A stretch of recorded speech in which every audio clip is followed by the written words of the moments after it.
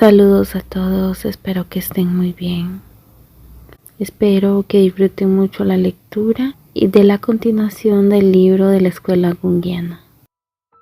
Debemos reconocer la objetividad arquetípica del mal, como el espantoso semblante de una fuerza sagrada, que no solo contiene el crecimiento y la maduración, sino que también encierra destructividad y pudridumbre. Solo entonces podremos relacionarnos con nuestros semejantes, considerándolos como víctimas en lugar de hacerlos como chivos expiatorios. Las doctrinas infalibles no existen y nuestro sincero intento de descubrir la verdad sobre el mal en nuestras vidas solo constituye una promesa de aumentar nuestra conciencia. Cada generación tiene sus propios encuentros con el espectro aterrador del mal. Nuestros hijos nacidos en una época de dogmas simplistas, de potencial destructivo desconocidos hasta el momento, exigen y merecen de nosotros un planeamiento equilibrado y lúcido conocimiento del mal. Los ensayos recogidos aquí pretenden complementar las lagunas que pudieran existir en el lector respecto a la gran diversidad de aproximaciones psicológicas sobre el tema del mal. En el capítulo 24 extraído de Recuerdos, Sueños y Pensamientos de la autobiografía del Dr. Carl Jung, escrita al final de su vida, resume las últimas reflexiones sobre el tema del mal. En el segundo ensayo, procedente de su libro El poder de la inocencia, el psicólogo Rollo May nos expone su idea de la inocencia, a la que él denomina pseudo-inocencia. Constituye una defensa infantil contra la toma de conciencia del mal. El psiquiatra y el autor de bestseller M. Scott delinea en el siguiente capítulo extraída de People of the Line una aproximación psicológica al problema del mal que incluye una definición de las características de las personas malvadas basadas en cristianismo. Con demasiada frecuencia dice Peck. Las personas malas suelen ser destructivas porque están intentando destruir el mal. El problema es que ellos se equivocan en su ubicación del locus del mal. En lugar de destruir a los demás, deberían ocuparse de destruir la enfermedad que alberga su propio interior. El problema del mal en la actualidad por Carl Jung. Entre sus numerosos libros podemos citar The Collection Words, El hombre y sus símbolos, y su conocida autobiografía Memorias, Sueños y Reflexiones. Muchas de sus obras han sido traducidas al castellano. El mito cristiano permaneció inexpugnable durante todo el milenio. Hasta el siglo XI comenzaron a advertirse los primeros síntomas de una transformación de conciencia. A partir de ese momento, la inquietud y la duda fueron en aumento hasta que a finales del segundo milenio vuelven a percibirse los atributos de una catástrofe mundial que amenaza la conciencia. Esta amenaza consiste en una hipertrofia de la conciencia, una hubris, que puede asumirse en una sola frase. No hay nada superior al hombre y sus hazañas. El mito cristiano ha perdido su trascendencia y con ella ha desaparecido también la nación de la totalidad ultramundana propuesta por el cristianismo. A la luz sigue la oscuridad, la otra cara del Creador, y este proceso ha alcanzado su punto culmine en el siglo XX. Esta emergencia del mal, cuya erupción violenta tuvo lugar en Alemania, coloca al cristianismo frente al mal representando por la injusticia, la tiranía, la mentira, la esclavitud, la opresión de conciencia, y revela que se ha convertido en una realidad determinante que ya no puede eliminarse del mundo por medio de una simple paráfrasis. A partir de ahora debemos aprender a controlarlo porque va a permanecer junto a nosotros, aunque de momento resulte difícil concebir cómo podremos convivir con él sin experimentar sus terribles consecuencias. La sombra personal constituye un asunto completamente subjetivo, pero la sombra colectiva, por su parte, configura la realidad objetiva a la que comúnmente denominamos como mal. Nuestra sombra personal puede modificarse mediante el esfuerzo moral, pero la sombra colectiva, sin embargo, no se ve alterada por nuestros esfuerzos racionales y puede dejarnos con una sensación de total y absoluta indefensión.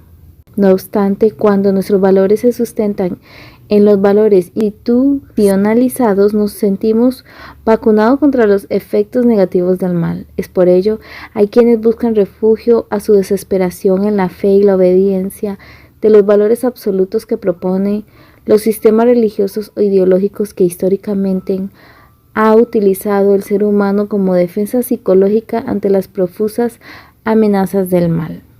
El mal y los problemas que acarrea han llamado la atención del ser humano desde los tiempos más remotos. El espíritu de la época tiñe nuestra percepción de lo que es el bien y lo que es el mal entre los pueblos aborigen que han permanecido prácticamente inalterados desde la edad de piedra. El mal siempre ha estado asociado a la oscuridad y la noche. En su clásico El Doble, Otto Rahn pasa revista a algunas de las formas mediante las cuales internalizamos nuestra sombra como una expresión elocuente del pacto que establece el alma del ser humano con el problema del bien y el mal. En ese libro, Rahn estudia detalladamente la forma en la que los pueblos nativos regulan de modo ritual sus relaciones con la sombra a través de las tradiciones y del tabú. En el antiguo Egipto, el mar era edificado como la figura de Set, el hermano oscuro de Osiris. Set personificaba el árido desierto, la causa de todas las sequías y plagas que azotaban a la floreciente cultura del fértil valle del Nilo. En la mitología persa, por su parte, la vida era simbolizada como una batalla entre Aruma y Mazda, que representaba la fuerza de la vida portadora de luz y verdad; Ahriman, que representaba la fuerza de la maldad colectiva, el señor de la oscuridad, de la mentira, de la enfermedad y la muerte. La cultura hindú prevalente en todo el subcontinente indio considera que el mal transpersonal forma parte de la continua transformación de la única substancia divina, la energía vital.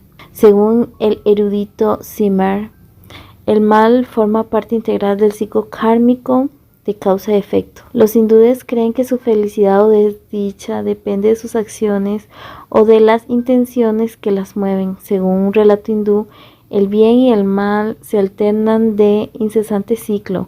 Por consiguiente, el sabio no se identifica con el bien ni con el mal. El sabio no está ligado absolutamente a nada. El pensamiento occidental, por su parte, se sustenta en los aleccionadores relatos de la Biblia cristiana y en la mitología griega. Toda nuestra cultura se halla impregnada con imágenes procedentes del drama del Antiguo Testamento, la historia de un pueblo guiado por la conciencia que sostuvo un privilegiado diálogo con su Creador. Las parábolas de Jesús y la parafernalia que acompaña a Satán, el ángel de las tinieblas, no proporcionan los símbolos fundamentales para comprender la maldad humana. Para la mitología griega, en cambio, el mal colectivo es una creación divina. Todos los dioses del panteón olímpico, desde el más prominente hasta el más insignificante, presentan una extraordinaria correspondencia psicológica con nuestro mundo de híbrus y de sombras. Se trata de fuerzas arquetípicas de fenómenos reales y palpables, que se originan más allá del mundo de causa y efecto, pero se manifiesta entre los seres humanos. En los grandes mitos griegos, el mal es una fuerza preexistente con la que se deben contar los mortales. Repasemos ahora la historia de Pandora, cuya curiosidad fue, según la mitología griega, la causa de todas las desgracias que aquejan al ser humano. El gran Zeus, poderoso señor de los cielos y gobernador de los dioses, encolerizado con Prometeo por haber robado el juego de los dioses, dijo así: tu arte es más sabio que el de todos nosotros. Te regocijas de habernos engañado y de haber robado el juego. Esto te perjudicará a ti y a todos los seres humanos, porque mi venganza hará caer sobre ellos todos los males rodeados con amor a su propio dolor. Siguiendo las órdenes de Zeus, Hefesto, el herrero de los dioses, construyó con arcilla una inocente doncella a la imagen de la hermosa Afrodita, diosa del amor. Esta figura femenina, predecesora de todos los mortales, fue bautizada con el nombre de Pandora, la rica en dones. Cuando Atenea la adornó con cualidades casi divinas, Pandora era encantadora. La indignación de los olímpicos con el engaño de Prometeo era tal que todos los dioses y diosas participaron en la venganza. El mismo Zeus resolvió proporcionar a Pandora una curiosidad insaciable y luego le regaló una caja cerrada de arcilla con la advertencia de que jamás debía abrirla. Prometeo, sabedor de los ponzoñosos regalos de los dioses, había advertido a su hermano Epimeteo que no aceptara ningún regalo de ellos. Pero cuando Hermes, el mensajero de los dioses, le obsequió a Pandora, Epimeteo no pudo resistir los encantos de la hermosa mujer y aceptó. De este modo, Pandora llegó a vivir entre los mortales. No pasó mucho tiempo antes de que Pandora sucumbiera a su curiosidad y abriera la caja y liberara de ese modo a todos los infortunios, desconocidos hasta entonces, que desde ese momento afligen a la humanidad. Entonces cerró nuevamente la caja a tiempo, todavía de mantener dentro a la esperanza. Pero ya era tarde, porque todas las numerosas calamidades de la caja se habían diseminado por toda la tierra. Ese fue el origen de la vejez y de la muerte, que completó la separación entre los seres humanos y los dioses inmortales. A veces no vemos los males del mundo, pero en otras, en cambio, los descubrimos con aterradora lucidez. Karl Kering-Jim ha explicado la actitud de Epimeteo en el mito de Pandora diciendo que la naturaleza humana acepta los regalos y solo después percibe el mal. Nosotros percibimos el mal como un conflicto entre lo que esperamos de la vida y lo que ésta realmente es. Nuestra entusiasmada visión del mundo nos ciega a la visión de lo negativo, pero esta ignorancia tiene importantes consecuencias. De este modo permaneceremos inconscientes de la realidad del mal, y esta ingenuidad puede explicar gran parte de las abominaciones realizadas por los seres humanos en nombre de una causa noble. La sombra colectiva puede convertirse en un fenómeno de masas y hacer que naciones enteras se vean poseídas por una fuerza arquetípica del mal. Este fenómeno colectivo es el que sustenta la identificación con una ideología o un líder que da cauce de expresión a los miedos y sentimientos de inferioridad de toda una colectividad. A menudo esta situación asume formas colectivas fanáticas y da lugar a fenómenos tales como la persecución religiosa, la intolerancia racial, el sistema de castas, el fenómeno del chivo expiatorio, la caza de brujas y el odio genocida. De este modo, cuando la sombra reprimida por toda una sociedad se proyecta sobre una minoría, se activa considerablemente el potencial para el mal de esa colectividad. La persecución de ciertas minorías en la Segunda Guerra Mundial, el anticomunismo y el sistema constitucional sudafricano del apartheid constituyen espantosos ejemplos de este fenómeno. Nuestro siglo ha sido testigo de psicosis masivas que ha engendrado actos de barbarie, de una crueldad hasta entonces inimaginable.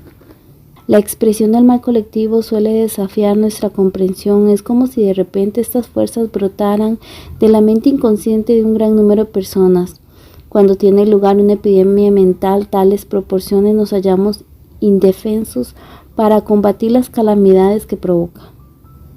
Los pocos que no quedan atrapados en tal fenómeno masivo de participación mística corren el peligro de convertirse en víctimas de él.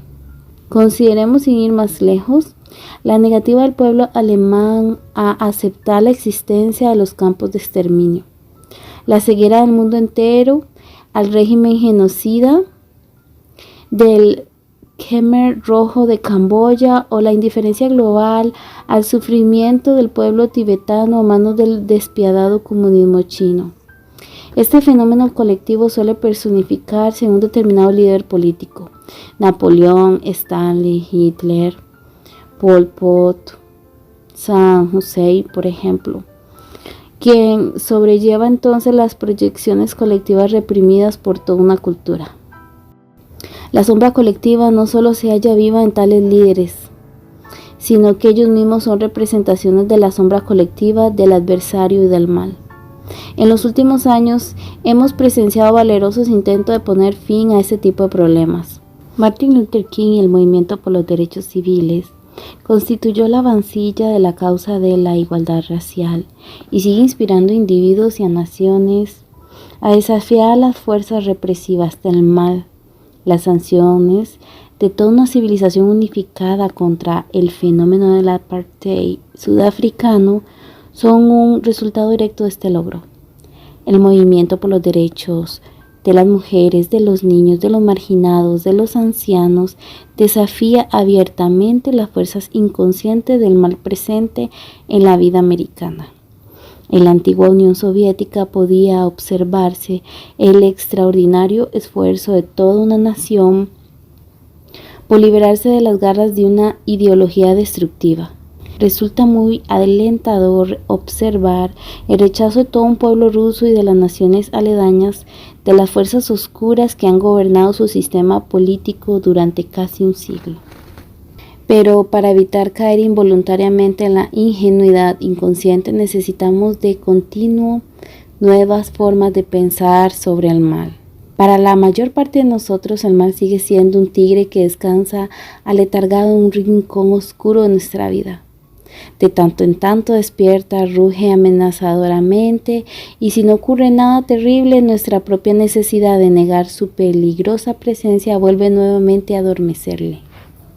La negación del mal es una conducta aprendida, solo así podemos soportar la realidad.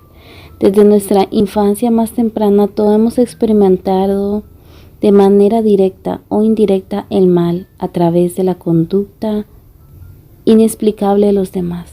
Las imágenes impersonales de la televisión, los nuevos medios de comunicación, el cine, las novelas y los cuentos de hadas.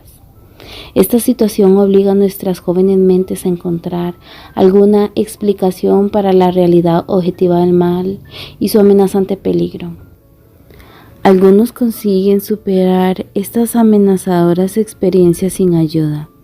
Las formulaciones infantiles sobre las sombras y el mal, tales como el hombre del saco, por ejemplo, eliminan la inmediatez de tal presagio del peligro, pero constituyen pobres adaptaciones posteriores a la vida, generando todo tipo de síntomas, desde el miedo a la oscuridad a perturbadoras reacciones fóbicas. Hay quienes lamentablemente se hallaron expuestos de manera prematura y trágica al abismo del mal, que fueron víctimas del abuso infantil, de las guerras y otros tipos de crímenes, y que jamás han terminado de recuperarse de tales experiencias. Otros han recibido un adoctrinamiento religioso tan extraordinariamente dogmático sobre el mal del mundo, que sobreviven con estereotipos de azufre, fuego, infiernos, castigos y todo tipo de supersticiones relativas al bien y al mal. La mayoría de nosotros, sin embargo, solemos utilizar como estrategia de enfrentamiento la evitación y la negación. Pero la negación del mal constituye una aflicción permanente a la humanidad que quizás constituye la forma más peligrosa de pensar. Ernest Becker sugiere que la causa fundamental de todos los males del mundo descansa en la perspectiva y deseo quimérico de negar el mayor de los males, la muerte. En la ingenuidad del ser humano, más que su naturaleza animal, lo que ha acarreado tan amargo destino terrenal. No todo el mundo está de acuerdo en que el mal construya un aspecto permanente de la condición humana. La idea de que el mal no es más que la ausencia del bien, una noción según la cual las buenas acciones pueden ayudarnos a erradicar el mal. John criticaba este tipo de pensamiento diciendo: existe una tendencia casi innata de dar prioridad a lo bueno, y hacer así con todos los medios a nuestro alcance, sean adecuados o no. La tendencia a maximizar el bien y a minimizar el mal. En este tema no conviene dar nada por supuesto, solo subrayaría que en nuestro campo de experiencia el blanco y el negro, la luz y la oscuridad, el bien y el mal, etc., son opuestos equivalentes que siempre se implican mutuamente. La escritora y psicoanalista Alicia Miller recurrió a la controvertida noción de lo privativo boni, cuando afirma claramente que la sombra colectiva no existe y que tales ideas en sí mismas son una negación del mal. La doctrina junguiana de la sombra y la noción de que el mal es el reverso del bien están orientadas a negar la realidad del mal. El mal es real, pero no se trata de algo innato sino adquirido, algo sin embargo que nunca es el reverso del bien, sino más bien su destructor. Por más que se repita una y otra vez, no es cierto que el mal, la destructividad y la perversión constituyan un aspecto ineludible de la existencia humana. Cierto es que el mal siempre produce más mal y con ello un océano de sufrimiento. Por otra parte, perfectamente evitable, el día en que la humanidad despierte y se dispese la ignorancia, pondremos verdaderamente un punto final a la producción del mal.